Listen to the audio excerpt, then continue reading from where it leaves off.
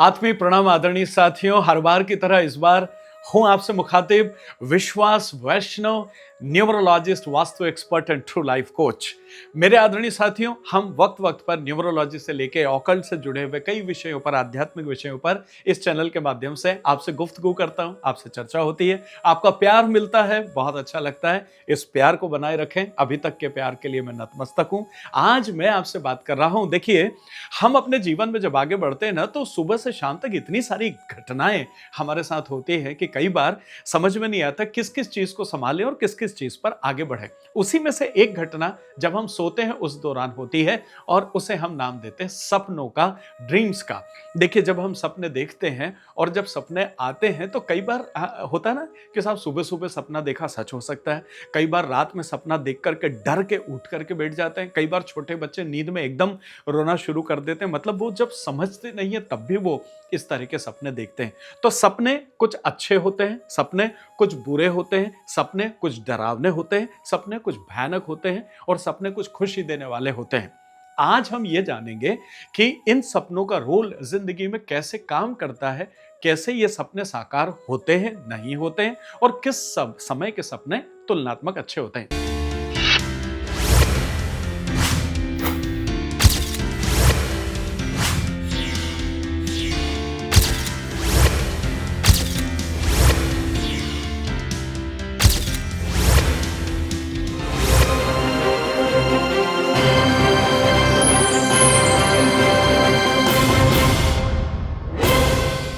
सबसे पहली चीज, जीवन में जितने भी सपने हम देखते हैं ना, हमारे मन में, मनोवृत्ति में, रात दिन सुबह से शाम तक जिन चीजों में हम इन्वॉल्व होते हैं, उनका प्रभाव हमारे ऊपर ज्यादा होता है। और जब हम रात को सोते हैं ना, तो कई बार उसी प्रभाव की वजह से कुछ सपने हम देख लेते हैं।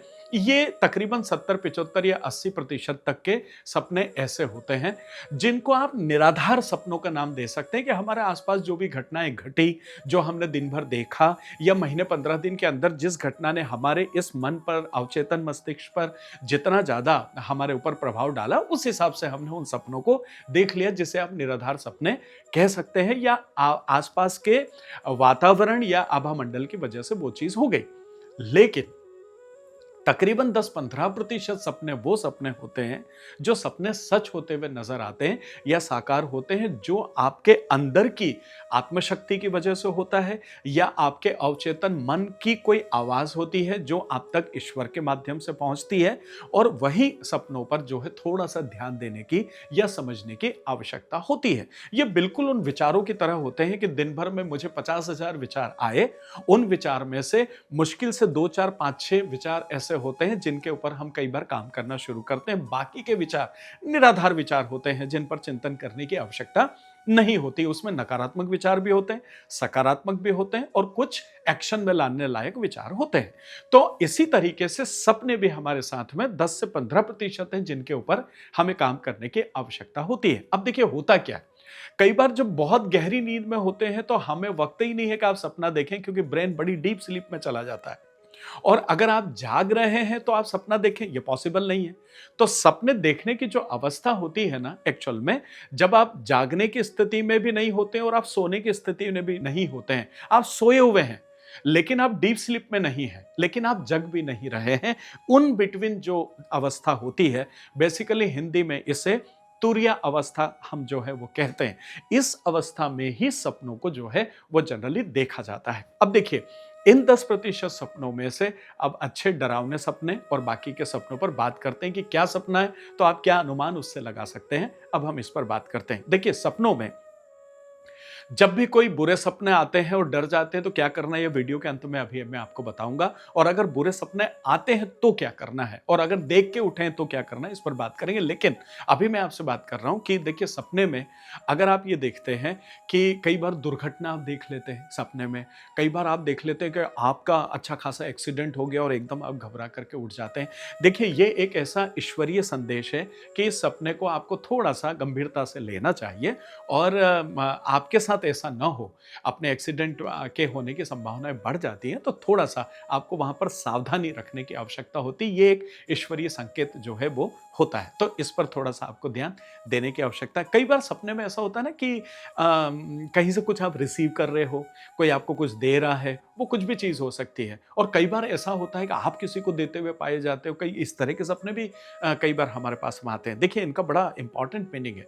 अगर कहीं से कुछ आप रिसीव कर रहे हैं और किसी को आप कुछ दे रहे हैं, जब आप दे रहे हैं, तो ये एक अच्छा संकेत आपके लिए नहीं है। लेकिन जब आप कहीं किसी से कुछ ले रहे हैं, तो ये एक अच्छा संकेत आपके लिए हो सकता है। तो इसलिए आप इस तरह की चीज़ भी जब सपना देख कर के सुबह उठते हैं, तो थोड़ा-सा इस पर आपको एक अटेंशन देने की आवश्यकता होती है। देखिए, कई बार हम जब सपने में होते हैं ना, तो कुछ गंदगी टाइप देख लेते हैं, कूड़ा, कचरा, करकट, अटाला, इस तरीके की चीज़ें देख लेते हैं। तो ये देखने में बड़ा ही बुरी हो, लेकिन ये सपना जो है वो कहीं न कहीं आपको धन का, रुपए का, पैसे का फ़ायदा होने की संभावना है, इस तरह का संकेत यहाँ से आपको मिलता है। ठीक है?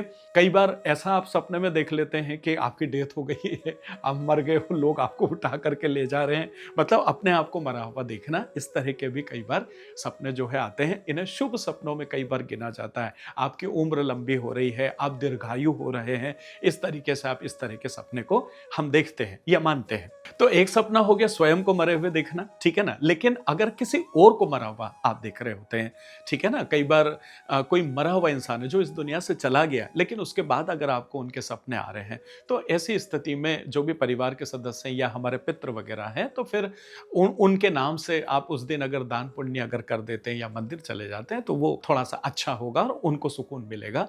ये इस तरह का संकेत होता है। देखिए, कई बार क्या होता है कि कुछ देवी-देवता आकर के आपको सपने में कुछ कहते हुए पाए जाते हैं या कुछ बताते हुए पाए जाते हैं। ईश्वर के सपने आपको आ जाते हैं। तो ये एक ईश्वरीय संकेत होता है और इसको आपको दिल से स्वीकार करना चाहिए। जो भी उन्होंने बोला या कहा या आपने उनसे सुना, तो उन चीज़ों को आप थोड़ा-सा अपनी लाइफ में अटेंशन दें या उन्हें करने का जो है वो प्रयास करें। कई बार ऐसा होता है कि हम सोना, चांदी, रुपया, पैसा, धन-दौलत इस तरह की कुछ चीज़ें देख लेते हैं। ये थोड़ा-सा बीमारी की तरफ इंडिकेट करता है। तो आपको थोड़ा-सा अपने स्वास्थ्य को लेकर के एक विशेष ध्यान देने की आवश्यकता होती है। इस तरीके से आप इसे स्वीकार कर सकते हैं।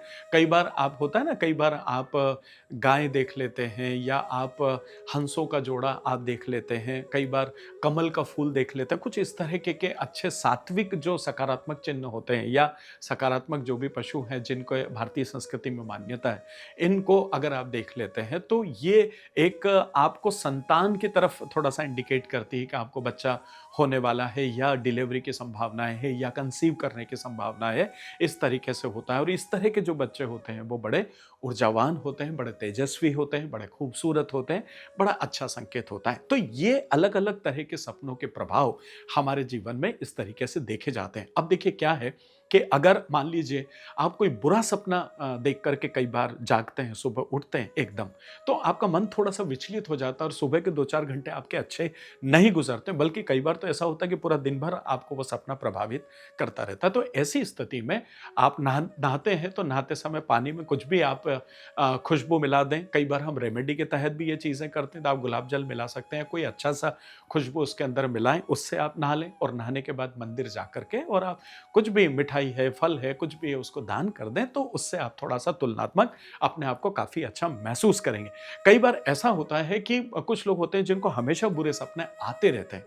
ऐसी स्थिति में रात को जो है वो अच्छे से आप अपना हाथ मुँह धो करके या नहा करके और सोएँ और उस समय किसी भी सुगंधित, जैसे होता है कुछ लोगों को परफ्यूम हमेशा लगाने की आदत होती है, सुबह घर से निकलते हैं तब भी और रात को जब घर आके फ्रेश होते हैं तब भी थोड़ा बहुत लगा लेते हैं, तो परफ्यूम वगैरह न लगाएँ और अच्छे से नहा के या हाथ मुँह धो करके सोएँ और सोते समय आप जो है किसी भी ईश्वर का जप कर सकते हैं, सूर्य मंत्र का जप कर सकते हैं, गायत्री मंत्र का जप कर सकते हैं या किसी ईश्वर के जो नाम आपको याद है उनका जप करते-करते आप सो जाएँ, तो आप देखेंगे कि आपको बुरे सपनों से राहत मिलेगी। मेरे आदरणीय साथियों, अगर न्यूमरोलॉजी, वास्तु या ऑकल्ट से जुड़ा हुआ कोई भी विषय आप सीखना चाहते हैं, तो मुझे आवाज़ दें, स्क्रीन पर नंबर है। और साथ ही साथ अगर आप किसी तरह का कोई प्रेडिक्शन चाहते हैं या अपने सिग्नेचर में कोई करेक्शन चाहते हैं, तो स्क्रीन पर नंबर है, अभी आवाज़ दें, अपना अपॉइंटमेंट बुक करें, ज़िंदगी का सरलीकरण करें, लाइक करें, शेयर करें और अगर नए हैं तो सब्सक्राइब करें। अभी तक के आशीर्वाद के लिए बहुत-बहुत धन्यवाद।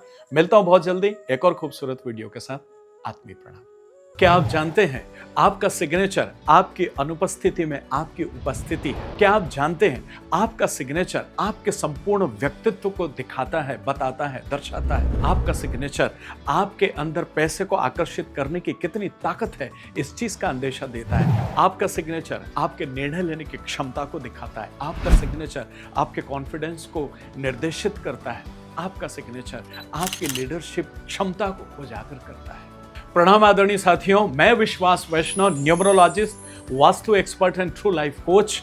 मैंने हजारों लोगों के जिंदगी में साइंटिफिकली ग्राफोलॉजी के माध्यम से सिग्नेचर में बदलाव करके और उनके जीवन में अद्भुत परिवर्तन को देखा है। अगर आप भी चाहते हैं कि आपके सिग्नेचर में भी वो तमाम सारी खूबियां हो जिनकी वजह से सफलता को अपनी ओर आकर्षित किया जाए, तो आप किसी भी वक्त मुझसे संपर्क कर सकते हैं। याद रखें, एक वैज्ञानिक तौर पर व्यवस्थित डिजाइन किया हुआ सिग्नेचर आपकी जिंदगी को सफलता के एक अद्भुत मुकाम तक ले जाने की ताकत रखता है। तत्काल संपर्क करें।